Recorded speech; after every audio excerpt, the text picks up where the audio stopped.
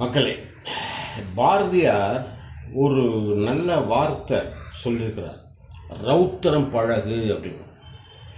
ஏன்னா நீ உன்னோட பல வாழ்க்கையில் ஏற்படக்கூடிய கஷ்டங்களிலிருந்து நீ உன்னை காப்பாற்றிக் கொள்ள வேண்டும் என்றால் அந்த ரௌத்திரம் என்ற அந்த ஃபீல் மிக மிக முக்கியம். அதை பழகு இருக்கிறார். ரௌத்திரம் சொல்லலாம், ஆக்ரோஷம் சொல்லலாம், ஃபெரோசியஸ் சொல்லலாம். இன்னொன்று எளிமையாக சொல்லப்போனால் சண்டை உணர்வை வளர்த்துக்கொள் அப்படின்ட்டு இருக்கிறார். சண்டை உணர்வை வளர்த்துக்கொள், அதான் உன் வாழ்க்கைக்கு மிக மிக நல்லதுன்னு சொல்லுகிறார். சரி, சண்டை உணர்வை எப்படி வளர்ப்பதுன்னு ஒரு கேள்வி இருக்குது. அவர் சொல்லிட்டு போய் 100 வருஷத்துக்கு மேலாச்சு. ஆனால் அவர் சண்டை பயிற்சி செய்து சிலம்ப பயிற்சி பண்ணி அதோட உணர்வை ஃபீல் பண்ணதுனால மக்களுக்காக சொன்னக்கூடிய ஒரு வார்த்தை அது. அதே தான் இப்போ நானும் சொல்கிறேன். சண்டை உணர்வை இந்தியன்ஸ் வளர்த்து கொள்ள வேண்டும். இந்தியாவில் சுத்தமாக சண்டை உணர்வே கிடையாது.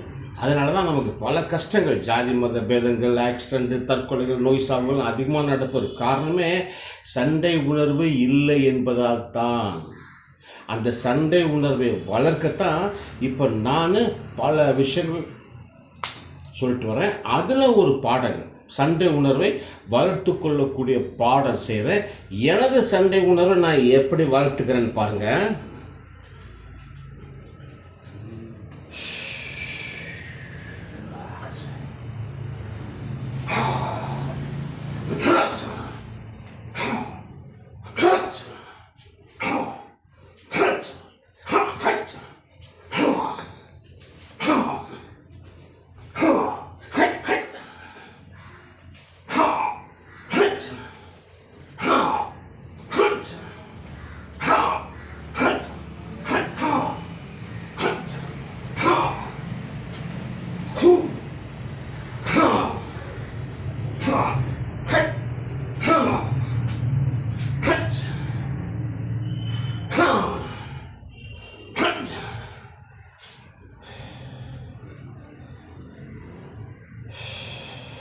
இது ஒன்று. சண்டை உணர்வை வளர்த்து கொள்ள வேண்டும். எதுக்கு? அதில் தான் ஹெல்த் இருக்கு. யாரையும் அடிக்கல.